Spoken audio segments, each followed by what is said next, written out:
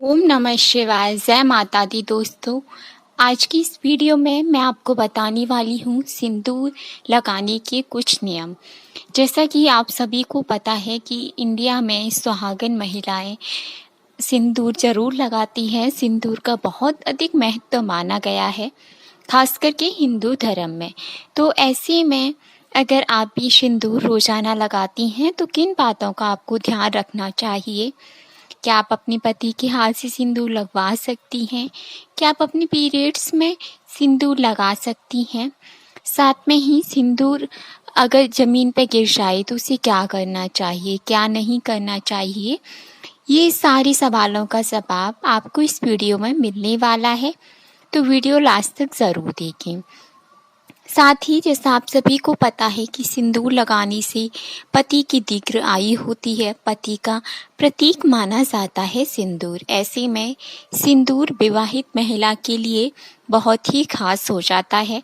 तो उससे जुड़ी हर बात को, छोटी से छोटी बात भी हमें जानकारी होनी चाहिए, जिससे हम कोई गलती ना करें और हम अपने सिंदूर को अपनी पति की दीर्घ आयु के लिए अवश्य लगाएं।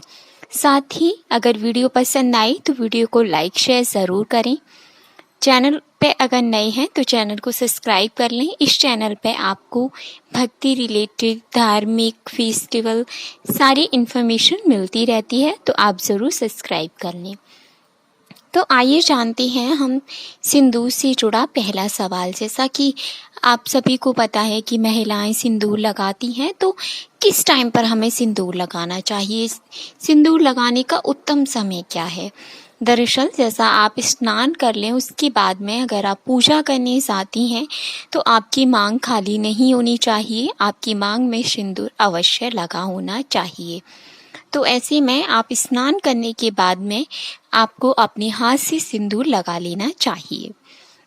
इस बात का विशेष ध्यान रहे कि मंदिर में आप कभी भी सूनी मांग के ना जाएं, क्योंकि ये बहुत अशुभ माना जाता है। इसके बाद में अगर आप अपने पति से सिंदूर लगवाना चाहती हैं तो अवश्य लगवाएं, क्योंकि सिंदूर आपके पति का ही प्रतीक है। आपके पति ने ही आपको सिंदूर दिया है।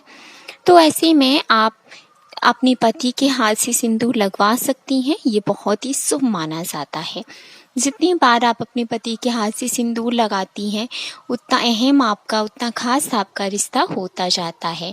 तो ऐसे में अगर रोजाना संभव ना हो तो आप कम से कम अपनी सालगिरह पर या फिर किसी बड़े त्योहार पर विशेष पूजा से पहले अपनी मांग अपने पति से ज़रूर भरवाएं। ये बहुत ही शुभ माना जाता है। सिंदूर का दान जिसने दिया है उसके हाथ से लगाया जाए तो बहुत शुभ माना जाता है।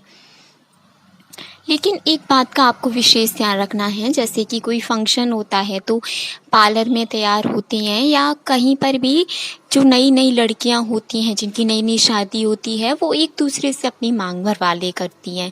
जब वो एक दूसरे को सजाती हैं, संवारती हैं, तो आपको ये गलती नहीं करनी है। आपको अपनी मांग खुद भरनी है, या फिर आप अपने पति से भरवा सकते हैं, या फिर आप किसी सौभाग्यवती महिला से भरवा सकती हैं। जी हाँ, आपको कुंवारी कन्या से या फिर किसी अनपतिव्रता पत्नी से अपनी मांग नहीं भरवानी चाहिए, सिंदूरदान नहीं लेना चाहिए। आप खुद भर लें, ये बहुत शुभ है। अगर असंभव है, आप नहीं भर पा रही हैं, तो पतिव्रता सौभाग्यवती पत्नी होनी चाहिए, सौभाग्यवती औरत होनी चाहिए, जिससे आप अपनी मांग भर पा रही हैं। इस बात का आपको विशेष ध्यान रखना है। इसके बाद में जैसे कि आप मांग भरती हैं तो कभी कभार होता है कि सिंदूर गिर जाता है, नाक पर गिर जाता है या फिर ज़मीन पर गिर जाता है। तो आपको क्या करना है? आपको कभी भी सिंदूर को लांघना नहीं है, झाड़ना नहीं है। जी हाँ, अगर आपकी नाक पे सिंदूर गिर गया तो आप कभी भी उसे झाड़े नहीं, आप उसे किसी कपड़े से पोंछ दें, झाड़े नहीं, क्योंकि आप झाड़ेंगी तो ये सिंदूर का अपमान होगा।